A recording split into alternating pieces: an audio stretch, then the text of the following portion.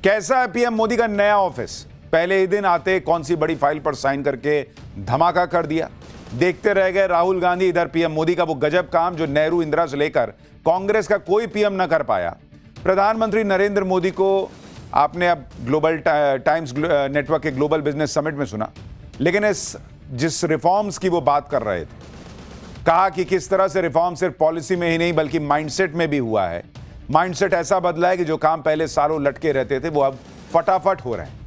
ऐसे ऐसे काम हो रहे हैं जिन पर आगे बढ़ने की कोई इच्छा शक्ति दिखाता नहीं था, लेकिन आज भारत में स्पीड से काम हो रहा है। जिस माइंडसेट के साथ काम हो रहा है उसने अंग्रेजों के जमाने से चली आ रही सोच को खत्म किया है। आज ही ये संयोग भी देखिए कि प्रधानमंत्री नरेंद्र मोदी ने वो सबसे बड़ा काम कर दिया जो 70 साल में कोई प्रधानमंत्री नहीं कर पाया। आजादी के बाद इतने सालों तक किसी ने सोचा नहीं था कि सरकार चलाने के लिए अंग्रेजों की बनाई बिल्डिंगों और व्यवस्था से निकलना चाहिए। सरकार के मंत्रालयों को अलग अलग जगहों पर बिखरे हुए तरीके से काम नहीं करना चाहिए। और इसलिए देखिए कि 78 साल लग गए और अब जाकर आज पीएम मोदी ने देश के पावर सेंटर का पता बदल दिया। आज पीएम मोदी ने देश के नए प्रधानमंत्री ऑफिस का उद्घाटन किया है। नए दफ्तर से ही अब सरकार चलेगी। पीएम मोदी के नए ऑफिस को सेवा तीर्थ का नाम दिया गया है। प्रधानमंत्री ऑफिस के बोर्ड पर जो लाइन लिखी है उसकी तो बहुत ज्यादा चर्चा हो रही है। सेवा तीर्थ कॉम्प्लेक्स के बाहर नागरिक देवो भव लिखा है, यानी इस देश का नागरिक भगवान की तरह है और उसकी सेवा करने के लिए दफ्तर बना है, इसलिए इसका नाम सेवा तीर्थ दिया गया है। देश के प्रधानमंत्री का दफ्तर देश की जनता की सेवा के लिए, इस भाव के साथ आज सेवा तीर्थ का उद्घाटन हुआ।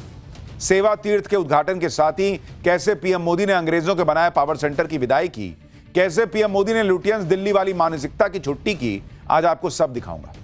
पीएम मोदी के नए दफ्तर में क्या क्या खास है, कैसे इस बिल्डिंग को भारतीय वास्तुकला और परंपराओं से जोड़कर बनाया गया है, पहले दिन कौन सी फाइल साइन कर दी जिसकी बड़ी चर्चा है, और इधर पीएम मोदी देश के पावर कॉरिडोर्स का पता बदल रहे हैं, उधर राहुल गांधी क्या प्लान बना रहे हैं। आज संसद सत्र के पहले पार्ट का आखिरी दिन था। संसद में आखिरी दिन क्या हुआ, राहुल गांधी ने आज किससे मुलाकात कर ली कि नया बवाल करने की तैयारी हो रही है, यह सवाल उठ रहा है। राहुल गांधी के खिलाफ लाए गए सब्सटैंटिव मोशन का क्या हुआ, सब बताऊंगा, लेकिन पहले एक झलक देखिए।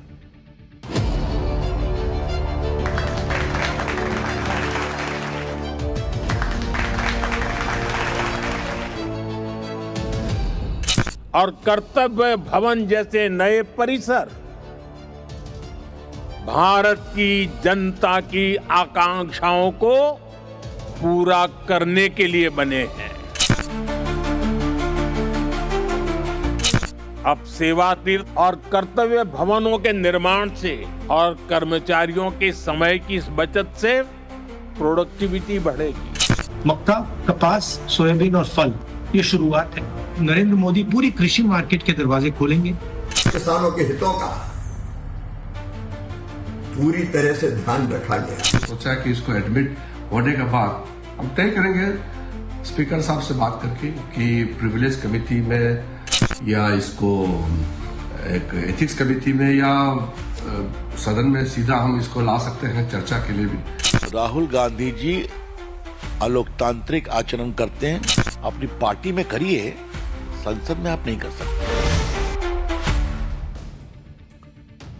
आप देखिए कि राहुल गांधी संसद में किताब लहराते रह गए, पोस्टर दिखाते रह गए। आज पीएम मोदी ने वो बड़ा काम निपटा दिया जो कोई प्रधानमंत्री नहीं कर पाया। विपक्ष इसी में उलझा रह गया कि मोदी का रास्ता रोक दो, भाषण रोक दो, हंगामा मचा दो, पोस्टर बना दो, किताब लहरा दो। इंडी वाले इसी में खुश हो जाते हैं। उधर पीएम मोदी चुपचाप अपने काम में लगे रहे।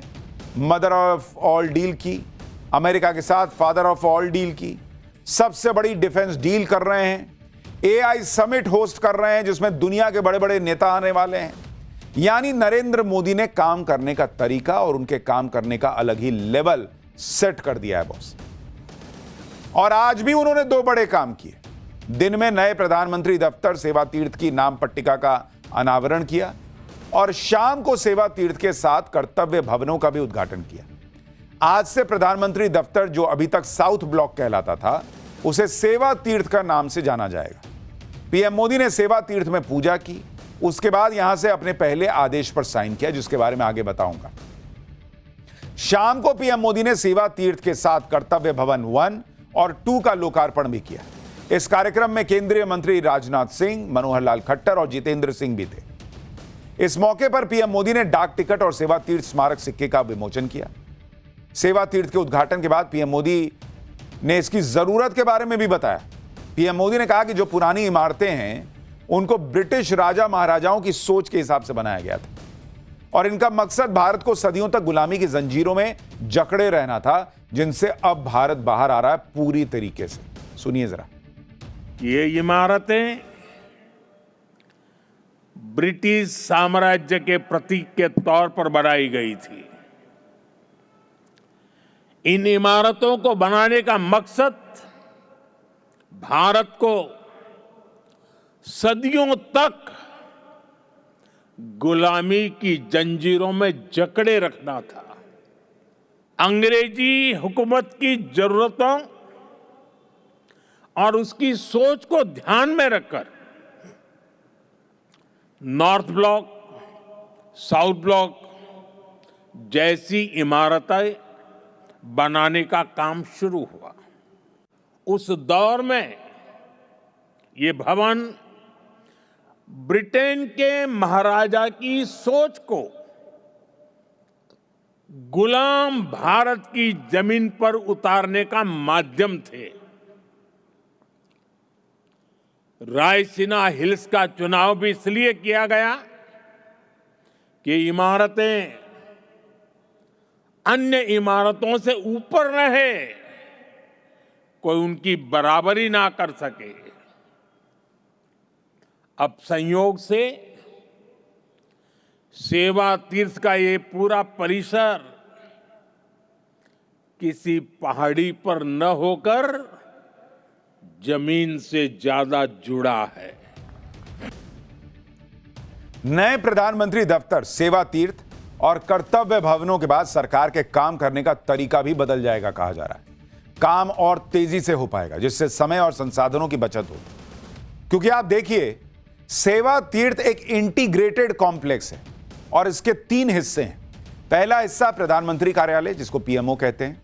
दूसरा हिस्सा है नेशनल सिक्योरिटी काउंसिल सेक्रेटेरिएट और तीसरा हिस्सा है कैबिनेट सेक्रेटेरिएट। कर्तव्य भवन 1 और 2 में अलग अलग मंत्रालय होंगे, यानी पूरी सरकार अब एक जगह से ऑपरेट हो रही होगी। सेवा तीर्थ और कर्तव्य भवन ये सब सेंट्रल विस्टा का हिस्सा है। सेंट्रल विस्टा के तहत ही नई संसद का निर्माण हुआ है। वही सेंट्रल विस्टा जिसके लिए कहा गया था कि नरेंद्र मोदी अपना महल बनवा रहे हैं, यह है वो महल। सेवा तीर्थ, नागरिक देवो भव, जिसको विपक्ष महल बता रहा था। मकसद है कि सरकार के सारे अंगों को एक जगह पर लाया जाए ताकि काम में और तेजी आ सके। प्रधानमंत्री मोदी ने भी कहा कि भारत सरकार के कई मंत्रालय दिल्ली में 50 से ज्यादा जगहों पर अलग अलग इमारतों में चल रहे हैं और इसके किराए भर में हर साल 1,500 करोड़ रुपया खर्चा हो जाता है। कर्तव्य भवन बनने से यह खर्च भी बचेगा। जैसे आजादी के इतने दशकों के बाद भी भारत सरकार के अनेकों मंत्रालय दिल्ली के 50 से ज्यादा अलग अलग स्थानों से चल रहे हैं। हर साल इन मंत्रालयों की इमारतों के किराए पर ही प्रति वर्ष 1,500 करोड़ रुपए से ज्यादा खर्च हो रहे हैं। हर रोज 8 से 10,000 कर्मचारियों को एक इमारत से दूसरी इमारत में जाने का लॉजिस्टिक खर्च अलग होता था। अब सेवा तीर्थ और कर्तव्य भवनों के निर्माण से ये खर्च कम होगा, समय बचेगा और कर्मचारियों के समय की इस बचत से प्रोडक्टिविटी बढ़ेगी। सेवा तीर्थ और कर्तव्य भवन के उद्घाटन से ब्रिटिश रूल और गुलामी का प्रतीक इमारतों से सरकार अब नहीं चलेगी। नई दिल्ली के जिस लुटियन जोन से केंद्र सरकार ऑपरेट करती है, उसे ब्रिटिश शासन के दौर में उनकी सुविधा और सोच के हिसाब से बनाया गया था। अंग्रेजों ने अपने हिसाब से इन इमारतों को नाम दिए थे, जो गुलामी के प्रतीक की तरह सालों से भारत के साथ चिपके हुए थे। पीएम मोदी ने 2014 के बाद से इसमें बदलाव करना शुरू किया। पीएम मोदी भारत को भारतीयता से भरपूर नई पहचान दे रहे हैं। और आप देखिए, प्रधानमंत्री दफ्तर का नाम सेवा तीर्थ कर दिया, केंद्रीय सचिवालय का नाम कर्तव्य भवन कर दिया, राजपथ को बदल के कर्तव्य पथ कर दिया, रेस कोर्स रोड अब लोक कल्याण मार्ग है, राज्यपालों के आवास राजभवन अब लोक भवन कहला रहे हैं। प्रधानमंत्री मोदी ने कहा कि साउथ ब्लॉक और नॉर्थ ब्लॉक जैसी इमारतें ब्रिटिश सोच को लागू करने के लिए बनी थी, लेकिन सेवा तीर्थ और कर्तव्य भवन देशवासियों की उम्मीदों को पूरा करने का आधार बनेंगे। क्योंकि जब आप काम ही किसी को एड्रेस ही बताएंगे, कहां ना सेवा तीर्थ, आपके मुंह से भी जब सेवा तीर्थ निकलेगा तो ध्यान में आएगा कि अरे यार सेवा करनी है। कर्तव्य भवन आना है तो कर्तव्य मेरा क्या है ये याद आएगा आपको, और इसलिए इन नामों के बड़े मायने हैं। सुनिए पीएम ने क्या कहा है।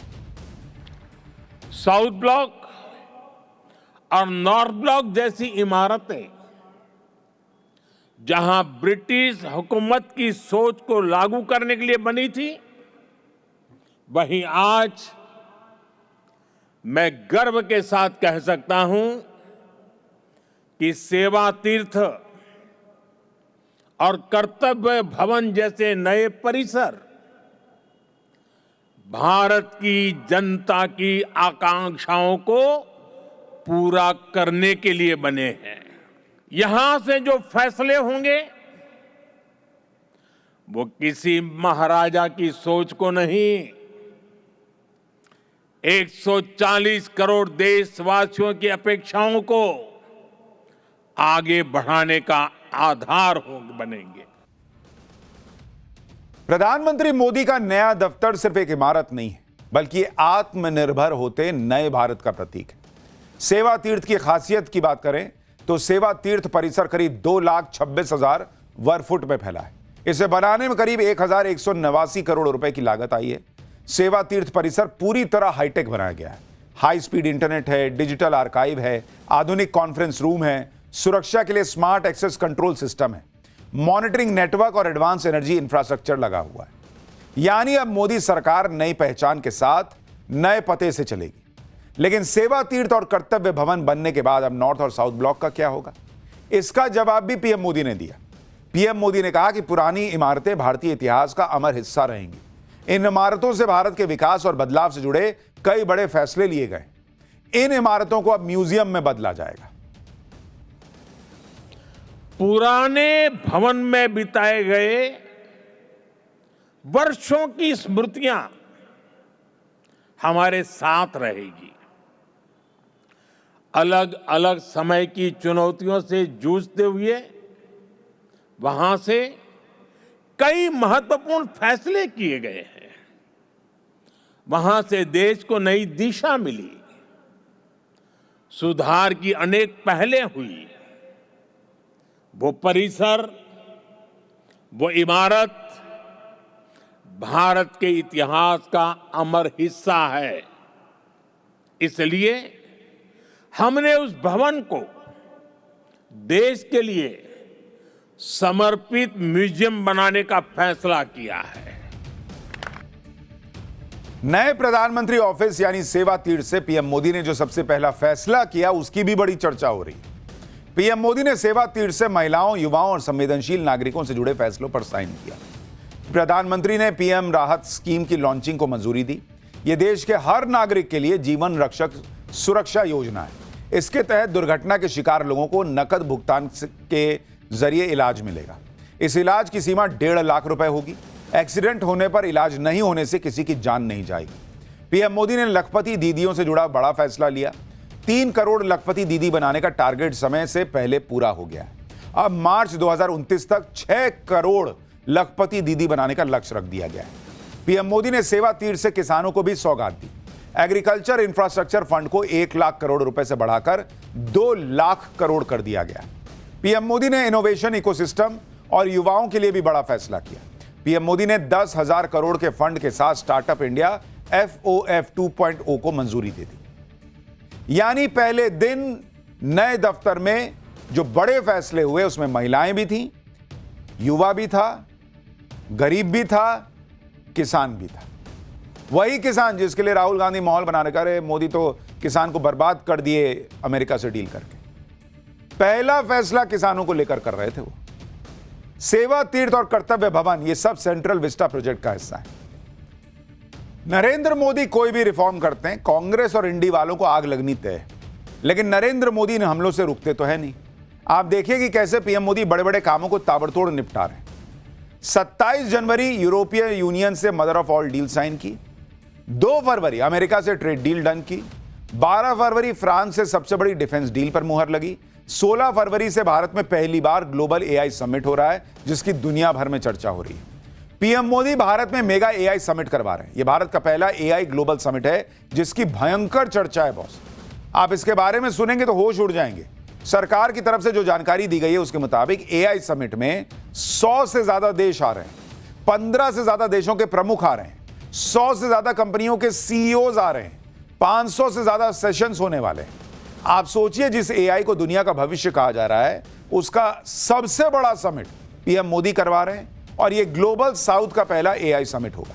इस समिट में फ्रांस के राष्ट्रपति आ रहे हैं, ब्राजील के राष्ट्रपति आ रहे हैं, स्पेन के राष्ट्रपति, स्विट्जरलैंड के राष्ट्रपति, नीदरलैंड के प्रधानमंत्री सब पहुंच रहे हैं। इसके अलावा 45 देशों से मंत्रियों का समूह आ रहा है। Google, deep mind, open AI के सीईओज आ रहे हैं।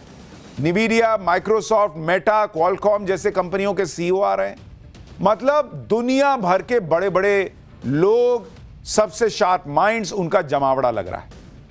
उधर पीएम मोदी बड़े बड़े काम निपटा रहे हैं, इधर राहुल गांधी क्या कर रहे हैं वो आप देख लीजिए। कल ही राहुल गांधी ने माहौल बना दिया था कि वो किसानों के लिए आवाज उठा रहे हैं, इसलिए मोदी सरकार उनके पीछे पड़ी। आज राहुल गांधी ने उसी माहौल को हवा देने के लिए संसद भवन में किसान संगठनों के नेताओं से मुलाकात की। इस बातचीत में क्या हुआ वो आपको बताऊंगा, उससे पहले सुनिए राहुल गांधी ने किसानों के साथ मीटिंग में कहा क्या और कैसे कृषि मंत्री शिवराज सिंह चौहान ने राहुल गांधी को जवाब दिया। पहले एग्रीकल्चर में दरवाजा बंद था, मतलब कोई अंदर नहीं आ सकता था। अब वो दरवाजा खोला है, अब उस खुले दरवाजे में जो भी उनको डालना होगा वो डाल देंगे। मेन कॉन्सेप्ट ये नहीं है कि भैया सोया पे है, इस पे है, उस पे है। मेन कॉन्सेप्ट है कि भैया आपने दरवाजा खोल दिया, अब वो दरवाजे में से कुछ भी आ सकता है, कुछ भी जा सकता है, जो भी। पहली बात। दूसरी बात, मुझे इस डील में ये समझ नहीं आ रहा है कि हिंदुस्तान को क्या मिला। मतलब हमने टैरिफ दे दिया, हमने एग्रीकल्चर दे दिया, हमने डेटा दे दिया, मगर मुझे समझ नहीं आ रहा मैं मिला क्या। Nothing, so zero. ना किसानों को कुछ दिया ना किसी। ठीक है, हमारी पहले टैरिफ जो थी मतलब उसको भी इंक्रीज कर दिया। पहले हमारी 3% होती थी, उसको 18 कर दिया, उनका नीचे कर दिया। तो मतलब मुझे समझ ही नहीं आ रहा है कि इसमें है क्या। मतलब हमारे लिए कुछ नहीं है। आपने जो कहा, हम तो तैयार हैं फुली इसको सपोर्ट करने में, क्योंकि ये देश के लिए बिल्कुल इन्होंने गलत कर दिया। हमारे अनाज उत्पादक किसान गेहूं, चावल, मक्का, सोया, मोटा अनाज पैदा करने वाले किसानों के हितों का पूरी तरह से ध्यान रखा गया है। हमारे प्रमुख फल और सब्जी उत्पादक किसानों के हितों को भी।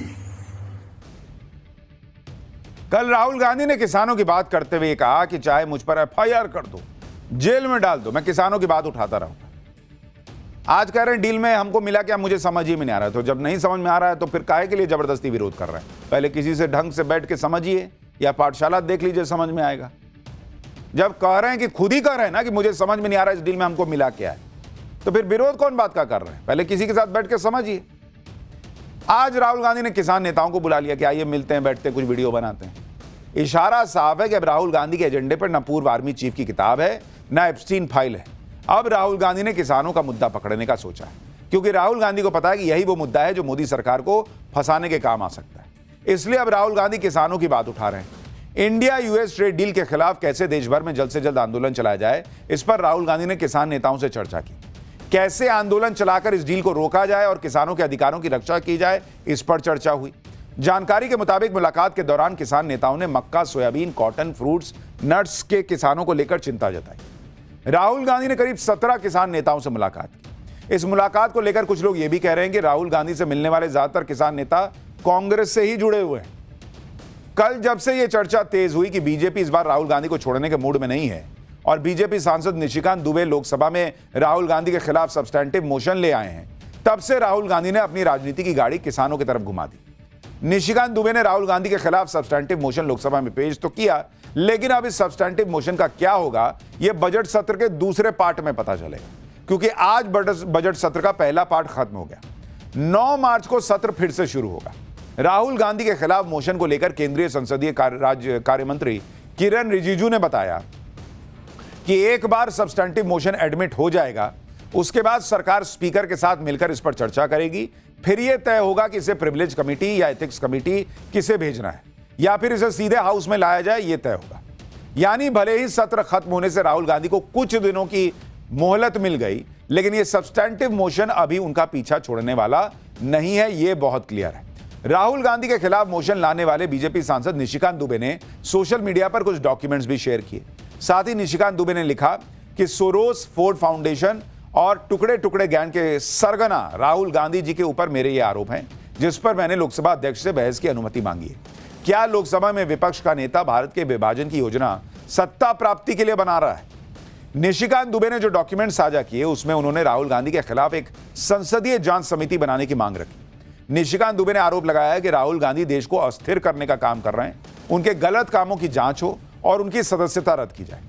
यानी निशिकांत दुबे भी अपने तेवर से यह बता रहे हैं कि वो राहुल गांधी को आसानी से छोड़ने वाले नहीं है।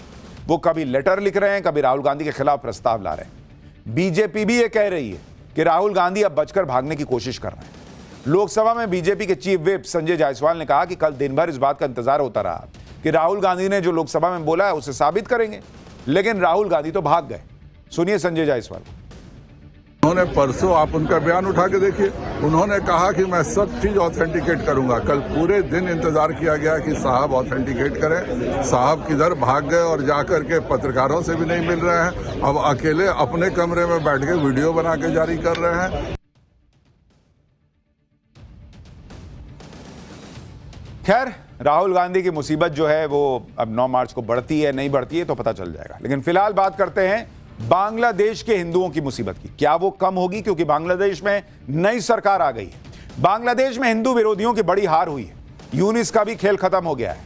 पीएम मोदी के फोन कॉल से अब क्या गजब होगा?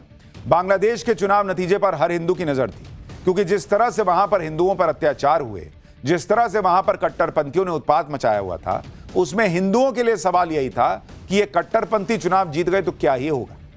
लेकिन ऐसा हुआ नहीं। हिंदू विरोधी कट्टरपंथियों की बड़ी हार बांग्लादेश के चुनाव में हुई। कट्टरपंथियों को शह देने वाले मोहम्मद यूनुस का भी खेल खत्म होता दिखा, क्योंकि 18 महीनों से भयंकर उथल पुथल से जूझ रहा बांग्लादेश नए बदलाव की दहलीज पर पहुंच चुका है।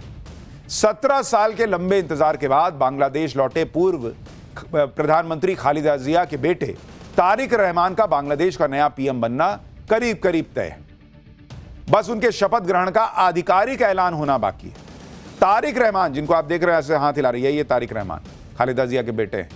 तारिक रहमान बांग्लादेश के इतिहास में करीब 35 साल बाद वो पुरुष हैं जो प्रधानमंत्री बनने वाले हैं। इसके पहले सिर्फ महिलाएं ही प्रधानमंत्री हैं।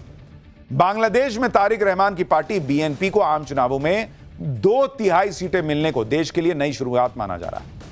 चुनावों में तारिक रहमान का सीधा मुकाबला कट्टरपंथी जमाते इस्लामी के शफीकुर रहमान से था, जिनकी पार्टी को बांग्लादेश की अंतरिम सरकार के प्रमुख मोहम्मद यूनुस का भी पर्दे के पीछे से समर्थन मिल रहा था, क्योंकि पूर्व पीएम शेख हसीना की पार्टी अवामी लीग पर चुनाव से पहले ही बैन लग गया था, तो वो तो रेस में थे ही नहीं।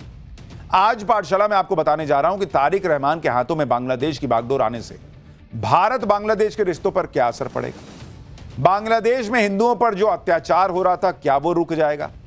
तारिक रहमान की ऐतिहासिक जीत के बाद पीएम मोदी ने फोन पर उनसे क्या बात की है?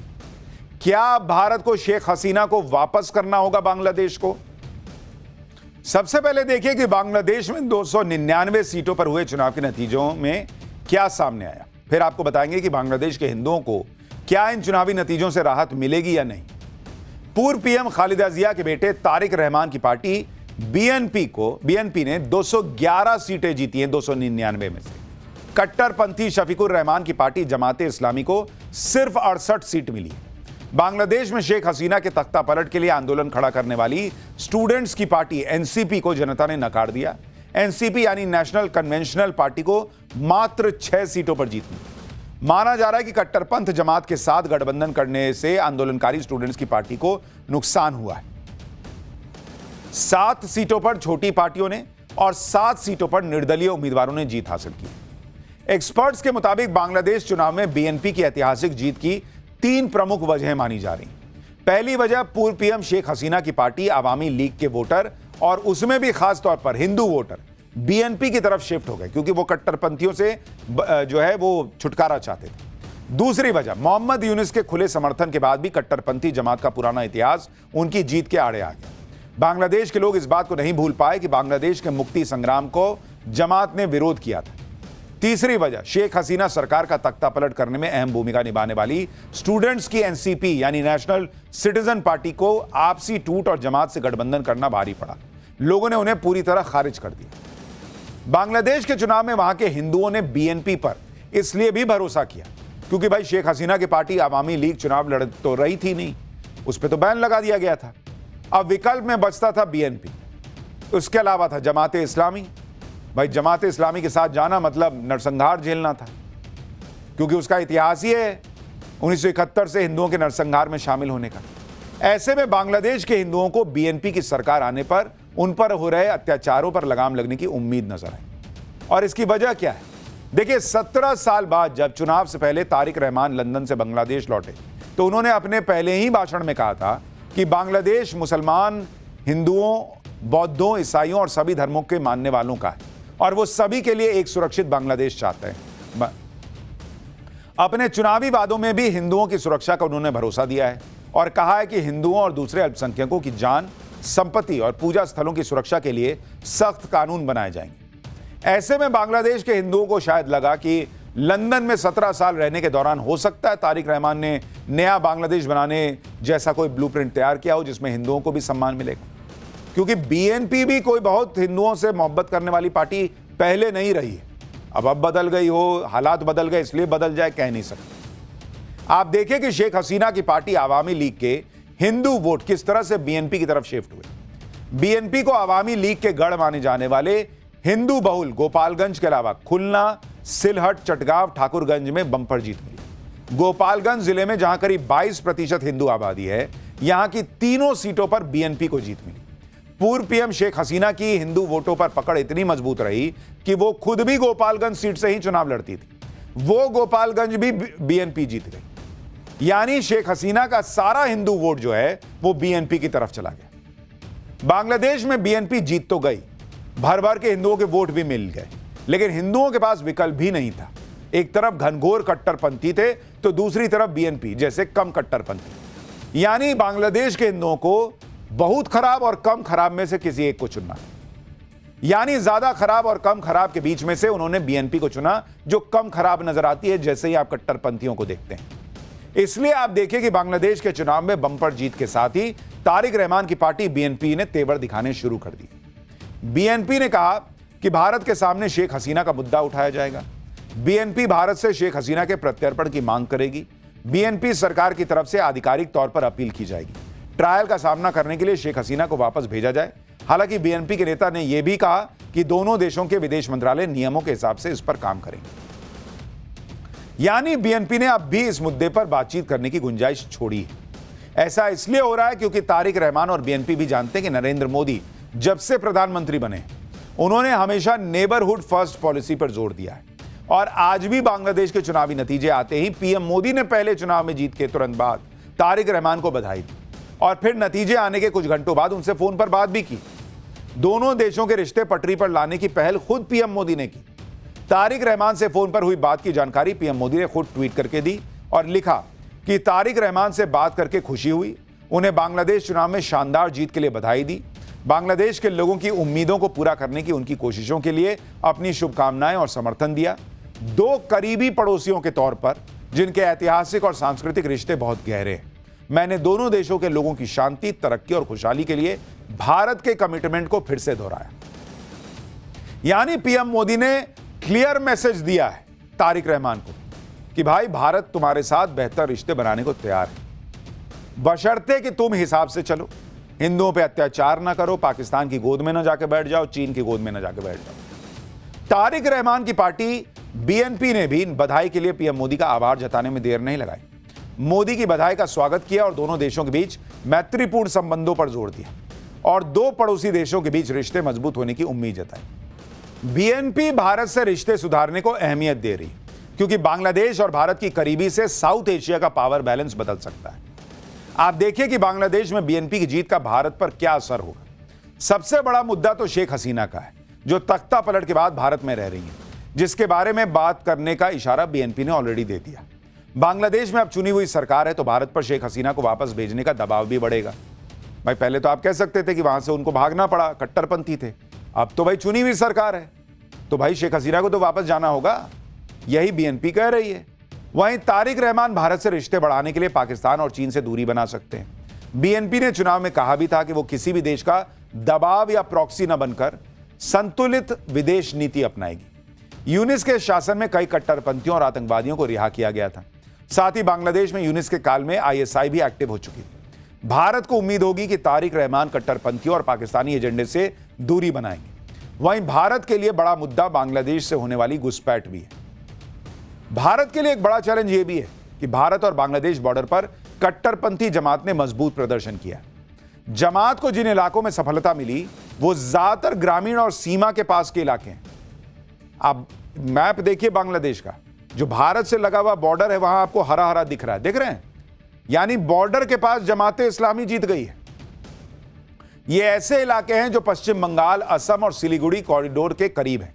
ये पूरा इलाका एक तरह से भारत की सीमा से जुड़ा लंबा बेल्ट है। इन इलाकों में जमात के जीतने से घुसपैठ और तस्करी के बढ़ने के आसार हैं, और इसलिए यह भारत के लिए एक चुनौती है कि पूरे बांग्लादेश में तो बीएनपी जीत गई, लेकिन बॉर्डर के इलाके में यह हरा हरा जो दिख रहा है जमात इस्लामी का जीतना, यह एक तनाव वाली बात है।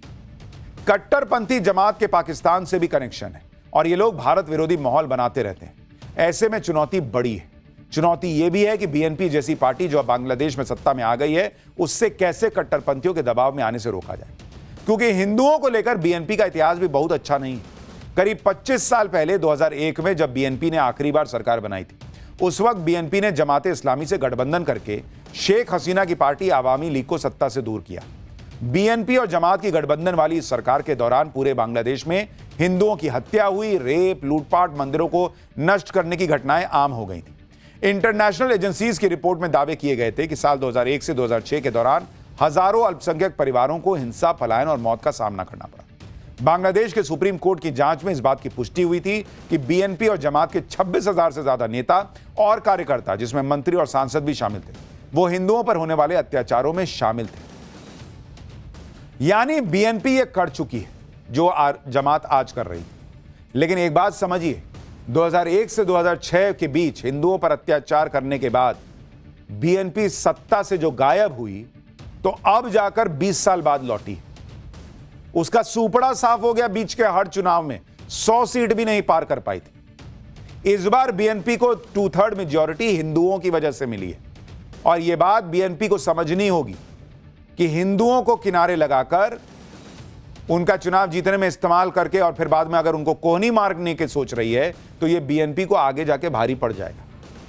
और इसलिए उम्मीद कर रहे हैं कि जिस तरह से बीएनपी के साथ भारत ने नए रिश्ते बनाने की शुरुआत की है, उसमें हिंदुओं के हितों की सुरक्षा होगी। और बांग्लादेश के हिंदुओं की रक्षा करने के लिए पीएम मोदी जितनी ताकत लगा सकते हैं, उतनी ताकत लगाने में कोई कसर नहीं छोड़ेंगे। फिलहाल पाठशाला में अगली क्लास। प्रधानमंत्री मोदी देश को गुलामी के प्रतीकों से आजादी दिला रहे, देश की पुरानी गौरवशाली पहचान को फिर से स्थापित कर रहे हैं। दूसरी तरफ इंडी गठबंधन को हर उस काम से परेशानी है जो पीएम मोदी देश का गौरव बढ़ाने के लिए कर रहे हैं। मोदी सरकार ने राष्ट्रगीत वंदे मातरम के 6 छंद अनिवार्य कर दिए। यानी अब वंदे मातरम जहां भी गाया जाएगा 6 छंद गाए जाएंगे। राष्ट्रगीत के सम्मान के इस फैसले से किसी को दिक्कत क्यों होनी चाहिए, लेकिन कांग्रेस से लेकर ओवैसी तक और समाजवादी पार्टी से लेकर all India Muslim personal law board तक सब इसके विरोध में आ गए। प्रधानमंत्री मोदी का विरोध करना है तो जमकर करिए, लेकिन मोदी विरोध में वंदे मातरम का विरोध हो रहा है। वंदे मातरम का विरोध करने वालों को आज यूपी के सीएम योगी आदित्यनाथ ने करारा जवाब दिया। योगी आदित्यनाथ ने उत्तर प्रदेश विधानसभा में वंदे मातरम पर विपक्ष को आड़े हाथों लिया। सीएम योगी ने कहा कि जो भी वंदे मातरम का विरोध करे, उसके कान पकड़ के उसको बाहर कर देना चाहिए। बाबर की कब्र में सजदा की इसका समर्थन करते हैं और वंदे मातरम का विरोध करते हैं। माफियाओं की कब्र में फतिया पड़ने के लिए जाते हैं। कर रहे हैं आपकी पार्टी के नेता सब बोल रहे हैं, संसद में भी देखो ना, सभी नेता बोल रहे हैं, कांग्रेस के भी और सपा के भी बोल रहे हैं, कह रहे हैं कि वंदे मातरम नहीं गाएंगे। पार्टी में ये लागू होना चाहिए। जैसे हम कह सकते हैं कि भारतीय जनता पार्टी के हर कार्यक्रम में वंदे मातरम का कोई अपमान नहीं कर सकता है, ऐसे कांग्रेस को भी डंके की चोट पे कहना चाहिए, और जो व्यक्ति वंदे मातरम का विरोध करता है कान पकड़ करके उसको धक्का दे करके बाहर करना चाहिए। वंदे मातरम का जो विरोध करेगा वो वहीं जाए जहां पर उसको ये विरोध के स्वर दिखाई देते हों। हिंदुस्तान की धरती पे तो नहीं उसको रहने का कोई अधिकार मिलना चाहिए। भाई सीएम योगी आदित्यनाथ बिना लाग लपेट के बोलते हैं, और इसलिए उन्होंने बोल दिया जो वंदे मातरम का विरोध कर रहा है उसका कान पकड़ो, धकिया के बाहर कर दो। योगी आदित्यनाथ ने वंदे मातरम पर विपक्ष को करारा जवाब तो दिया ही, साथ ही उन मुद्दों पर भी पलटवार किया जिसके आधार पर विपक्ष उनको घेर रहा था। प्रयागराज के माघ मेले में शंकराचार्य अविमुक्तेश्वरानंद को लेकर भयंकर विवाद हो गया था। अविमुक्तेश्वरानंद माघ मेले में स्नान के लिए अपनी पालकी पर सवार होकर जा रहे थे। प्रशासन ने कहा कि भाई उतर के चले जाइए, कुछ गड़बड़ ना हो जाए, धक्का मुक्की ना हो जाए। इसी पर अविमुक्तेश्वरानंद के समर्थकों और पुलिस के बीच झड़प होने की भी बात हुई। अविमुक्तेश्वरानंद विवाद पर विपक्ष ने सीएम योगी पर निशाना साधा। अखिलेश यादव ने कहा था कि योगी सरकार साधु संतों के साथ अत्याचार कर रही है। कांग्रेस ने शंकराचार्य विवाद पर बीजेपी को घेरा था। इस पूरे विवाद के दौरान सीएम योगी ने कई बार विपक्ष पर पलटवार किया, और आज विधानसभा के अंदर सीएम योगी ने एक बार फिर इस विवाद पर खुलकर अपनी बात कही। सीएम योगी ने कहा कि जो भी मर्यादित व्यक्ति होगा वो इस तरह के विवाद उत्पन्न ही नहीं करेगा। 4.5 करोड़ श्रद्धालु जहां पर आए हों, वहां पर जो एग्जिट गेट है जहां से श्रद्धालु बाहर निकल रहा है स्नान करके, उस द्वार, उस पेंटून से, उस मार्ग से किसी को बाहर निकलने का कोई वो नहीं, क्योंकि उससे अंदर जाने का कोई प्रयास करता है तो एक नए स्टैम्पेड को जन्म देता है, वहां पे नए भगदड़ को जन्म देता है, श्रद्धालुओं के जीवन के साथ खिलवाड़ करता है। एक जिम्मेदार और मर्यादित व्यक्ति कभी इस प्रकार का आचरण नहीं कर सकता है। यानी योगी आदित्यनाथ ने साफ कहा कि वहां भगदड़ मच सकती थी, श्रद्धालुओं की जान जा सकती थी, और इसलिए उनको अविमुक्तेश्वरानंद को रोका गया। For more of such videos, do like, share and subscribe to ET Now Swadesh.